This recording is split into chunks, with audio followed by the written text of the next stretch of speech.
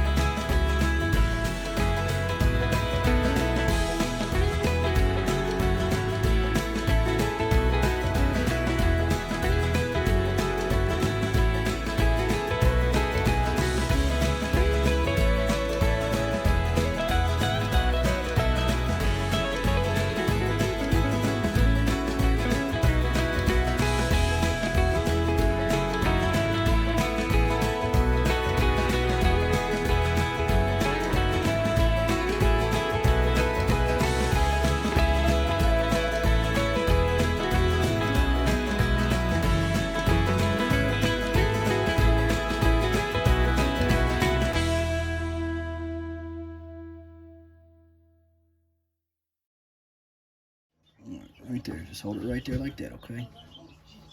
Good girl. I can see it all right down here. Yep. Okay. So we're going to dig this right here up a little bit, just like so. You don't want to interrupt too much going on there because we got some stuff growing and we don't want to mess with it too awful much. I accidentally got my finger. It's okay, it's okay. You're doing good. Let's see here. I don't know if I can hold this, it's hard. Oh, here. Hold it like that. Can you hold it like that? Okay, guys, so what we got going on here now is, if I can get this straightened up. Alright, we got this. Put a little bit of rooting hormone powder down in there, like so. A little bit of rooting hormone powder on this, like so.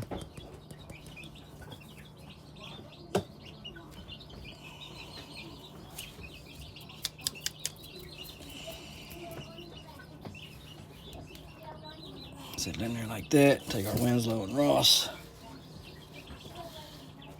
tool here. Put it all back in real good. Just like so.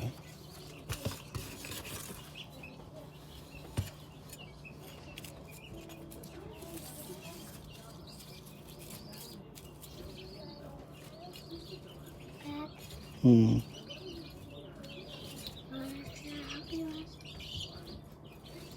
Hmm. No, you're fine, you're fine, you're fine. Alright. So there that is, right there. Good to go.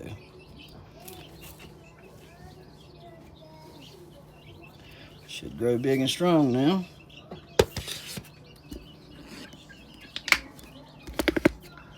Looks fantastico in there. So over here real quick, you can see everything's looking good. Doing fantastic. We're liking the way it's coming along. Everything's looking just great. Up here looks good. So we got lots of other things coming along. Everything's looking good. You know, we're trying to figure this out over here on this. You know, there's an art to hydroponics, and we're learning it. Okay, so hopefully this is going to keep coming along and doing good for us. I know it will. So we'll get the hang of that soon. And over here we got some things popping up. Look at this daggone orange tree. Everywhere that I trimmed that orange tree, it's got new growth all over it. Look at that. Look at all that new growth. All the way up. All the way up. Tons of new growth. So looking good. This is looking good over here. Happy with it. This one here, I guess it just died and got ate off at the roots, I guess. This plant is, look how healthy and nice and beautiful that plant is now. Looking wonderful. Just looking really, really good. So keep on working with that.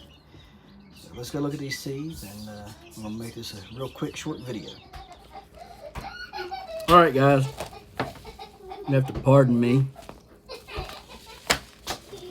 while I chew some. I like chewing. Y'all like chewing? Raise your hand if you like chewing. Chewing these. Oh yeah. Yep. Pack them jaws full of sweets. Got some eggnog.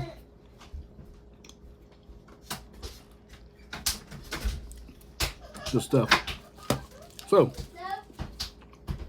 we got some good stuff here. We got from Baker Creek. Thank you, Baker Creek, for this. We got Queen of the Night tomatoes. I'm going to be planting some of them here in the next day. Don't ask me to pronounce that name, because I can't. What do you think? Chupon.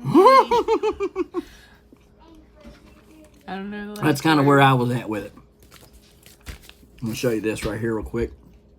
I always show the back of my Baker Creek seeds, so I don't have to remember. I can just go to this video and look at the lot number. So if anything goes wrong with these seeds, I got the lot number right there. So that's why I do that on every video. Lot number on these.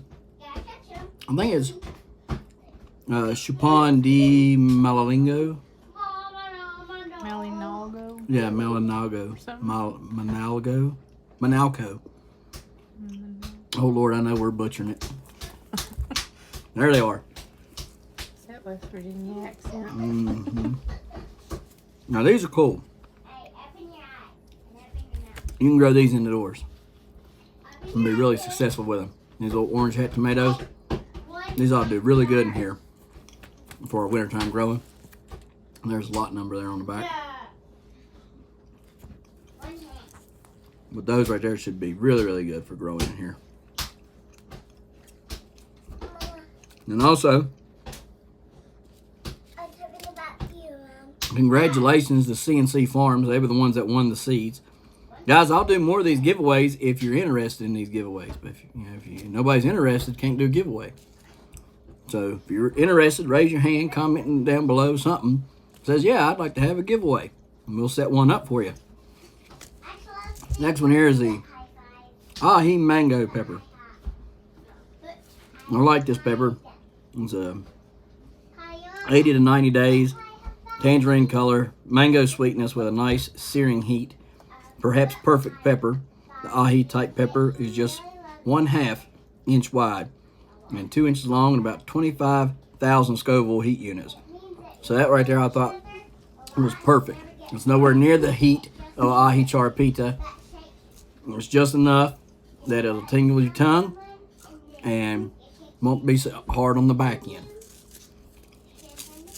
There's the lot number.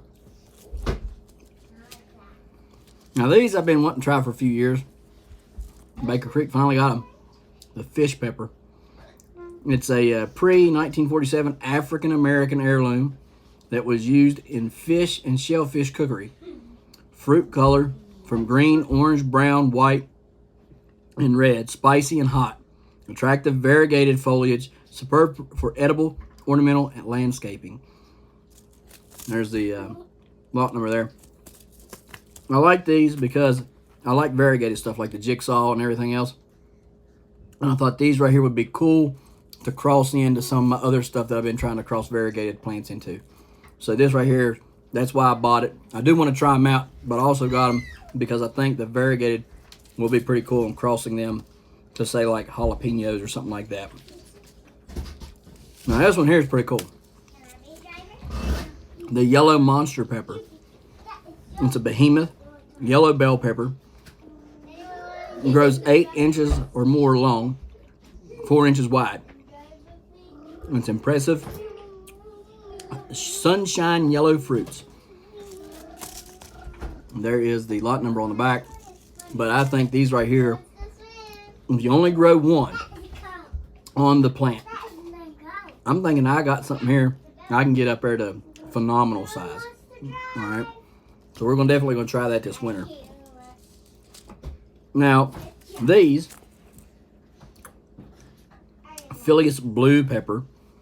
It's a wonderful ornamental pepper, great container plant or in mixed ornamental plantings. Compact plants produce lovely, small, hot, violet blue fruit. Now, the picture on Baker Creek looks really good compared to this picture right here. And I'm going to drop that picture right here. You'll see it over here in this corner of what Baker Creek has up on the website for these. And when I got these, I thought, well, now that don't look like what I thought I was getting. Went back, checked it. It's the same on the website. It's the same color. So I'm not sure if they got these mixed up or if they're yellow and reddish, orange looking color before that. If you want to look that up, you can. Right there. Is that what you were doing? Mm-hmm. Oh, okay. You can if you need. Well, yeah, look it up real quick if you don't care. So that's that. Now, we're going to move into some beans. Anybody that knows me knows I love to grow a vast variety of different fruits and vegetables. I think it's really cool to try different things from different cultures and different areas and just kind of dive in. And, you know, sometimes you find out you hate it. Like the lychee tomato, that is something that I hate to grow now. It tastes good, but it's hit and miss on which ones taste good. The horrible part about it is it has all them daggone thorns all over it. The leaves, it's covered in thorns and it hurts. It nicks you all up. I don't want all that. So, there's the difference. Okay? In these peppers. And you see online right here, they look much better than in this picture here. This is what I'm hoping they turn out to be. A little less than this. I don't really want this as much as I want that. So hopefully that's what we'll get. Now, squared that away. Now, do the beans. The snake bean. It's an Indian giant. All right. Right there it is. Guys, it's only 5 seeds in here. And this is an Indian variety of our favorite, fascinating edible gourd. The snake gourd is known as the chachita in Hindi. I think is how you say it in Hindi. And it is particularly popular in South India, where it is made into curries and sabzi. Hey, y'all need to stop right now. Pick up the stuff and quit. All right, so anyhow, it's you know where it's made in into curries and sabzi in South India. A beautiful vining plant, and I really wanted to try these because they look really good. There is the lot number. Now it says snake bean, okay, but if you go and you look, the snake bean that they have, there's 2 different types of these. This I had not seen yet. This is the Indian giant snake bean. Okay, so there is 2 types on there. If you go to look for one, you want this one right here, the Indian snake giant, or the Indian giant snake bean is the one you're going to want. All right, so now moving on to odd, crazy beans. And this one's the Urizune Japanese winged bean. All right, and it's an early and prolific winged bean from Japan, popular summer vegetable on the island of Okinawa. All right, it's day length, neutral variety that will set pods as long as temperatures exceed 70 degrees, and they'll make massive yields. So very, very intrigued by this one to try that out. There is the lot number on the back. So we will be trying this out as well. Might even try one plant inside this winter just to see what it does. You know, just want to play around with it a little bit, see what it does. Now I did ask for the sunlight scarlet, I think is what it was called. Sunlight scarlet bean. I already have the giant scarlet runner. I wanted the sunlight scarlet or sunlight runner beans. I think it's something like that. Anyhow, she said that she was out of them whenever she sent these, and so instead of getting 20 packs, I got 19. That's fine, no big deal. I did order that bean today though, and it will be here probably Monday, Tuesday next week, Wednesday, somewhere around in there. All right, so Anyhow, we couldn't find them this year. And I could not find what Jaden done with these beans, and I was super, super sad. This is the only variety of bush bean that I will ever grow again. I will never grow a Blue Lake 347 or whatever it's called anymore. I won't grow them anymore. Used to grow them. That's all I grew. Getting older, a little wiser. Pole beans are a little bit easier to pick. Don't have to stay bent over and hunched over for hours in on a time trying to pick them bush beans. They are prolific and they grow and they taste wonderful, but once my dad turned me on to the daggone pole beans, runner beans, that was it. If I can grow it up high, ain't no need for my old fat butt to bend over, okay? I mean, it's just the truth of it. These, though, however, were so good last year. And I mean, I would go out there and eat these raw, and they tasted phenomenal. The taste right off of the plant was so good, so exquisite, so different. And sweet. I mean, just sweet as could be. The bricks in this is got to be high. And bricks is the measurement of sweetness or sugar content, I guess you would say, in fruits or vegetables. Anyhow, it was really high, and so I liked it a lot. And we put up some, and somewhere along the way, Jaden lost my seeds. I don't know where he put them, but they got lost. And it's okay. Not a big deal. But I could not find them at all this spring. They were nowhere to be found on the website. Got them now, and I said, I'm not waiting until spring to try to get them. I want them now. It's the purple TP bean. Super productive type, yielding straight purple pods for flavorful, tender snaps. Very easy to harvest. I did find that it was easy to harvest. I did find that it grew really well. However, I did have germination problem with these particular seeds. Now, was it the time of the year that I planted them? Maybe it was too early. I don't know. The Kentucky Wonders came up just fine. The Greasy Grits came up just fine. But these, however, had to be planted 2 or 3 different times. And that's why I didn't have any left over, because I planted them all. And then I also planted a second crop in the middle of summer, and they came up just fine. So maybe it was just the weather when I planted these. You may want to wait a little bit, maybe like a week or 2, longer than what maybe normal beans like a Kentucky Wonder or Greasy Grit would be planted, but definitely worth your time, definitely worth growing this bush type of bean, okay? So, next, another one that was a great and wonderful plant to grow was the snail vine. Guys, I harvested like 10 or 15 of these beans. The beans are massive. Okay, they are, I mean, they're like 13, 14 inches long, as big as round as my pinky. I mean, they were huge. However, this plant takes so long to grow during the summertime. It's very, very hard.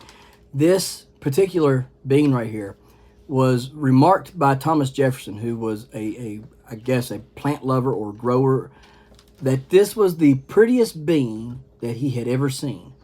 And I have to concur with him.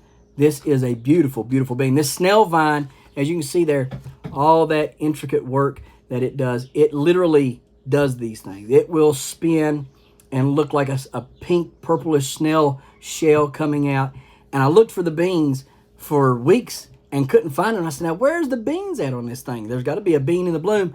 And lo and behold, one day I found one that was about that long. And I said, well, there it is. There's the bean. And it took all, from August all the way in through October, and the beans were still not fully mature. You only get like 5 seeds in this, okay? That's it. That's all you get. The last time I planted these in 2021, I got, out of 5, I got 3 plants to survive. 3 plants to grow and survive. Planted those 3 plants. And now listen, I'm not too sure that you couldn't overwinter these if you grew them, at least one, in some sort of a container or something, because it grows a woody stem for 3-4 foot, maybe longer than that if you know, my plants would have got higher. But it's so cold here that you can't transplant them till later on and things, because they are, I believe, a South American one. It's native to Central and South America. This flowering legume vine is singularly unique and eye-catching. President Thomas Jefferson, a devoted gardener, called it the most beautiful bean in the world. Produces trusses of gorgeous spiraled flowers that are scented like Hyacinthia. All right, or I think that's how you say it, Hyacinthia. Anyhow, it's beautiful. We loved it.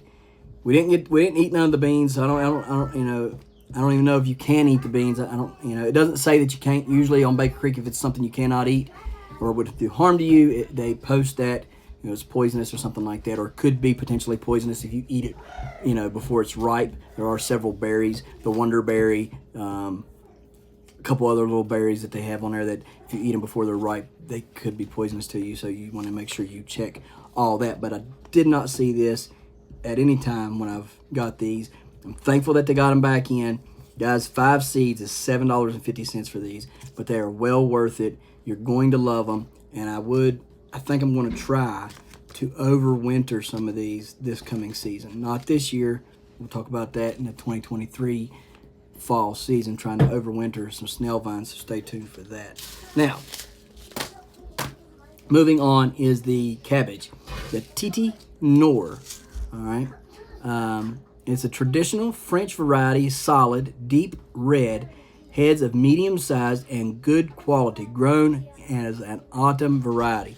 Now, I'm going to try to grow this in the greenhouse and see if they won't grow in there decently well throughout maybe the winter. I might try 3 or 4 different plants and just see if they grow well. I did notice in the picture of these on the website that they are white inside, like spiraled white, like you get little white spirals here and there of it. So it was very, very pretty when it was cut in half. Like if you were to take the head like it is right there and cut it this way across it. All right, it was very, very pretty. I liked it. So we're very excited to try this one right here. That's a new cabbage to us. Now we got one more cabbage, and also real quick, both of these cabbages. Want to talk about that just real fast. They are full. Okay, they're purple, right? They're purple, red, whatever you want to call it. Okay. That is the anthocyanins, or I think is how you say it, and the anthocyanins are cancer-fighting things. Okay, so I try to grow as much purple or purple-ish tomatoes and peppers and cabbages and chards and all that stuff. I try to grow as much as I can that carrots that has anthocyanin in them. Okay, so it just helps you keep healthier. Okay, that's all it does. It just helps you keep healthier. So moving on to this cabbage, the Calibos, all right, is eminently useful European variety, conical, long, heart-shaped, 2-pound heads of deep red, good keeper, mild and sweet flavored. So that sounds like a lot of fun. Also, I'm going ahead. I forgot to do this. I think I forgot to give y'all the back of them purple teepees. So go ahead and give you that. Make sure I give you the Japanese ones real quick. We've got the purple teepees. Go ahead and give you the snail vines real quick. Get the lot numbers off of those.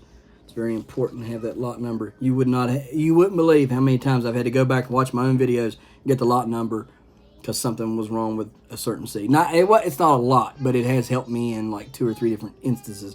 And you got to think I'm buying large quantities of seeds. If you guys have watched my videos before, you guys know I've got thousands and thousands of seeds. All right, so anyhow, lot number for the Noir, the Titi Noir is right there. And the Calibos is right there. Again, really nice little small 2-pounders. We're going to try a few of these this winter and see how they do out in the greenhouse. Maybe even might try some in something like this. So we'll see. We'll see. All right, now on to something that I love. You guys know that I just grew that new state record carrot at 4 pounds, 7 ounces. That thing is massive. We're getting ready to plant that back tomorrow. I'm thinking I'm going to stick it in the greenhouse. It may find its home somewhere in the house. I'm not sure yet. I want to put it out in the greenhouse, kind of cover it with straw. That should keep it warm enough in there, I believe, and keep enough of the ice off of it that it should be okay, but I'm not for certain on that. So I'm still thinking about it. Anyhow, carrots. Carrots are a lot of fun, guys. Tons of fun, whether you're growing giants or you're growing just regular varieties. There's so many varieties out there, so many different types, and they all have different flavor profiles, and all of them are just fun to grow because you never know what you're going to dig, right? You don't know if you're going to get this man, we call it a man whenever it's ginseng, right? And we'll dig ginseng and it'll look like a man, right?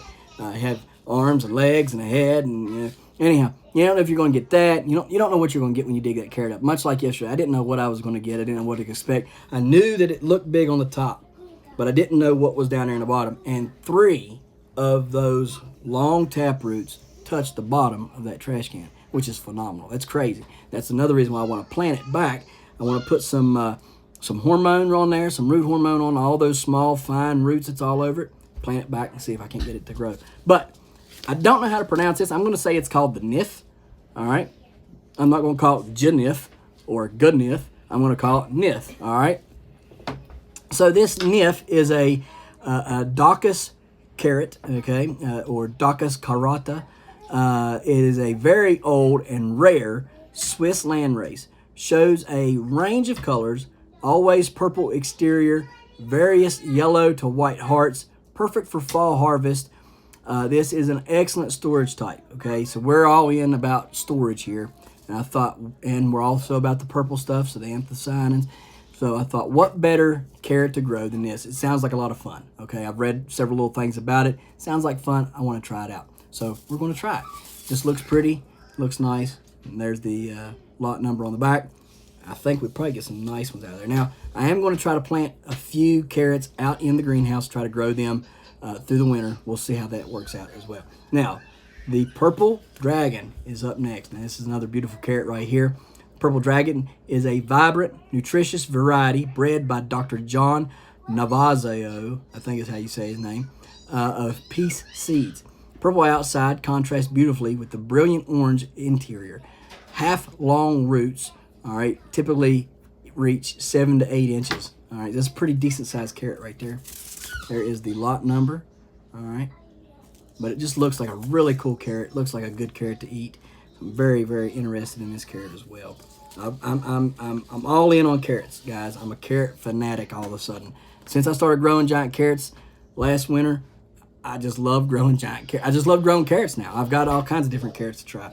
Now, last fall, the carrot that I had the most success with so far, up until this, as far as eating carrots would go, is this Kyoto Red.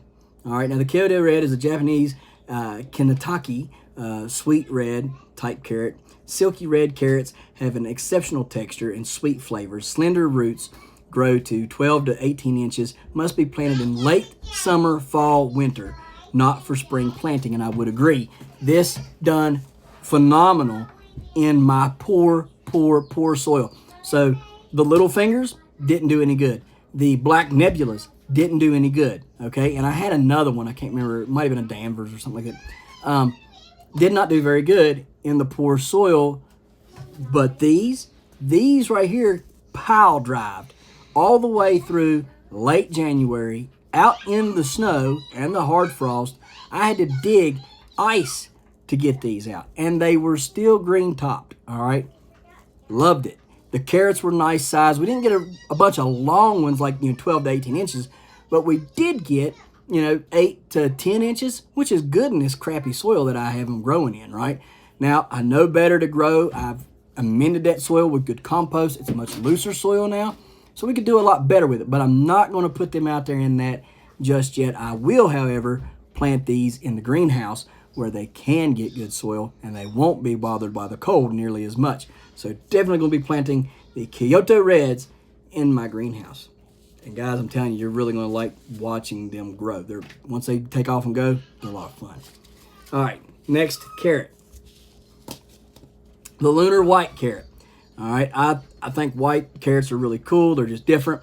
This is a lunar white carrot. It's a throwback to the Middle Ages when white carrots were all the rage. Creamy white roots, creamy white roots, mild and delicious, fine flavored, and nearly coreless, okay? 8-inch roots, often with green shoulders. Now, I grow a lot of the, giant ones, and they usually, typically, if they're sticking out of the soil, they get some sort of a discoloration, whether it's black or it's green or it's dark red. There's something, right? And so that's okay. It's not something that you really want to see, but no big deal, right? Did I show y'all the back of that Kyoto Red? Just make sure I did. Kyoto Red right there for the lot number, and the purple dragon, just to make sure think I did, but I want to make sure. So, anyhow, I'll give you the lot number to these lunar whites. They look really long and slender, you know, and it's probably lends to not having much of a core.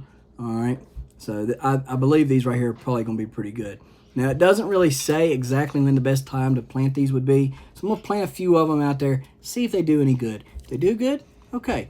If they don't do good, I'll wait till spring or closer to spring, late winter, to plant these out there. That way we always got carrots to harvest, okay? You want to try to make sure you always have something to harvest throughout the year, whether it's beets, kohlrabi, carrots, something, you know, you always want something going, right? That's another reason why you need, I'm not going to say you need, but it would be nice if you had a greenhouse or a high tunnel that you could kind of knock the cold off, grow your root crops in the wintertime. It would be a big help for you guys, right? And so that, so anyhow, that's another reason why we're hopefully going to have a high tunnel here installed by hopefully March, April time frame, and then looking at maybe hopefully getting some greenhouses as well. So hopefully we'll have those, not just the little one I built out of a trampoline, but some real stuff. All right, so last carrot is this one right here, and I think it's the Paracini. I think the Paracini carrot. It's a dainty round type, popular in France. It's easy to grow, even in heavy soils, which you know it would be because it's round, not long. Uniform, great for marketing and home use. Now, I would agree for that because those look to be about tennis ball size, or maybe a little, or not tennis ball size, golf ball size, maybe a little bit bigger. And that would be super, super good to have around the house. You could add them in stews. You could add them in, you know, your pot roasts. You know, anything that you're going to cook in a slow cooker or, you know, crock pot or whatever, right?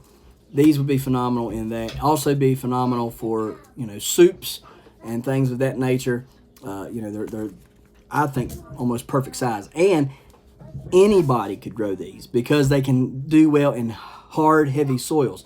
All right, so you got to think, if that carrot's trying to grow down this way and you got that hard pan, or your soil just compacts really easy because it's like mine, where it is clay / silt, all right, and that carrot, that main root's trying, that taproot's trying to push through, it doesn't really do anything, and it just kind of stalls out right there. It's only going to push so far, and it says, okay, I'm done. And then it starts sending out side roots, all right?